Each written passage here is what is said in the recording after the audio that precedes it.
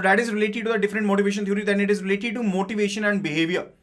Now, I already told you that behavior is generally motivated by a desire. When there is something desire, it may be the case that you want something, that you need something, and you feel motivated for that. So if I want to get a car and I'll be basically working hard for that, that is what makes me motivated. If I want to have a very good job, a very good salary, I'll be feeling motivated. If I want to get promoted in the exam, definitely I'll be working hard. Definitely I'll be trying to perform outstanding. Okay, so that is related to motivation behind it. And further, the another factor it is related to by which we get motivated, it is a goals. It is related to goals. So goals are externally imposed. These are external to you. Whereas the motives are internal. Motives are internal. The goals are external. So your organization says that if you will be achieving that particular target, in that particular case you will be getting such incentive, you'll be getting such rewards. That is related to what? That is actually a goal that is given to you. That is a goal that is given to you. That is related to what?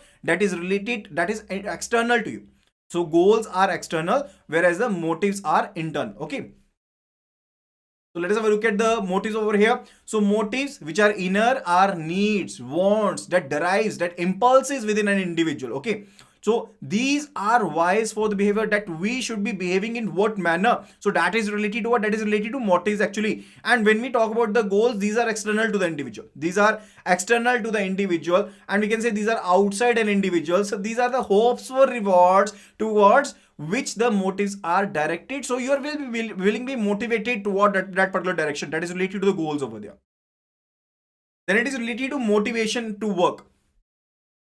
So what actually motivate us to work? So there are different elements related to it. Let's have a look at it, that how we can feel motivated. First of all, and the very basic one, that is related to money. Everyone wants to have money, because money is the most important motivator. And why it is important? Because money actually can fulfill many of your desire, many of your needs related to it, related to your needs for food, shelter, clothing, etc. And also related to very higher needs. If you want to get entertained, pleasure, those can also be fulfilled by way of money. But money is not everything. Money is not everything, because once you have money with you, you basically desire for other things too. That is related to respect, that is related to work environment, and all the other factors over there. So money, we can say it's an important motivator. It satisfies our basic needs, and also it meets our higher needs. But it is having limited impact.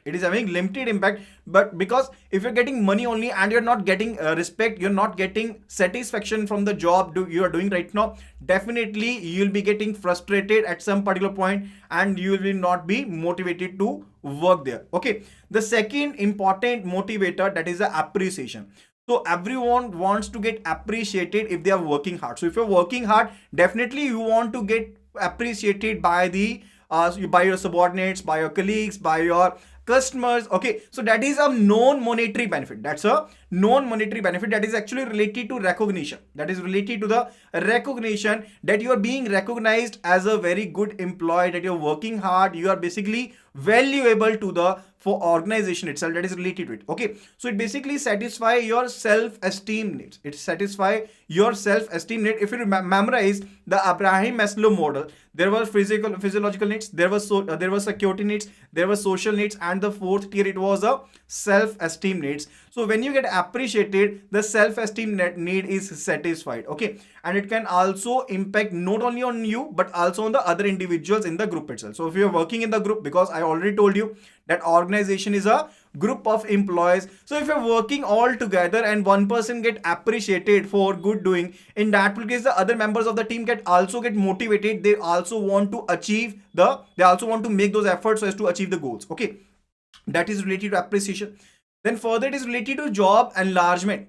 Job enlargement is related to diversity. It is related to diversity, that is assigning more and more jobs to same level of diversity, so as to diversify the person, so as to basically impart different skills to that particular person. So if you are appointed as an officer or a clerk over there, and you are being doing one task again and again, definitely you will be feeling monotonous, and definitely you will be frustrated out of it. Okay, so it can be like that you are provided with the multiple tasks, you are being assigned multiple tasks, more and more jobs to be done, so that you get motivated. You actually feel like that you are not doing only one task, but your field is diversified, your field is diversified. So it helps the individual as well as the organization. So individual gets the satisfaction of working, whereas the organization gets what? It gets a person who can handle different jobs. Definitely, I told you that the diversity is very much required, so as for a long term functioning of an organization. So that is related to job enlargement, and further it is related to job enrichment.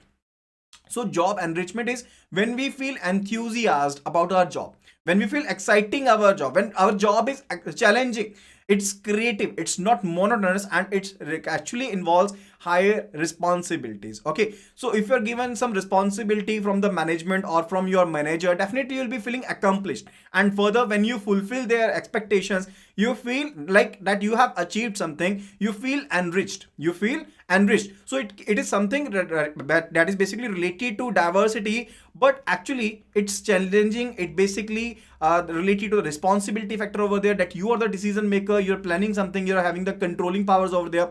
So that gives you what? That gives you job enrichment over there. Then it is related to job rotation. Now job rotation is basically related to, let me give a scenario. So in a very big branch over there, so it is having four officers in the branch. One is field officer, the other one is on credit sheet, the third one is on accounting department, the fourth one is basically dealing with the general public itself. In that particular case, if they all are performing just the same job again and again, as I already told you, that they will be getting frustrated, and further they will not be feeling motivated. Okay, but after some time, if the jobs are rotated, if the seats are being rotated, that the person who was in the account section is now working on the in the credit section itself, or working in the recoveries itself. So that is basically related to what? That one person is shifting to the another job, to the another level of the job, so as to keep him so as to keep his interest in the job intact, so as to keep his interest in the job impact. And besides, there is a lot of the learning opportunities which are available in the job rotation. You actually diversify your employees, that they are not only learning the skills related to one particular seat, but also learning the skills related to the other portfolios too. Okay, so that is a job rotation, and that is also a motivator.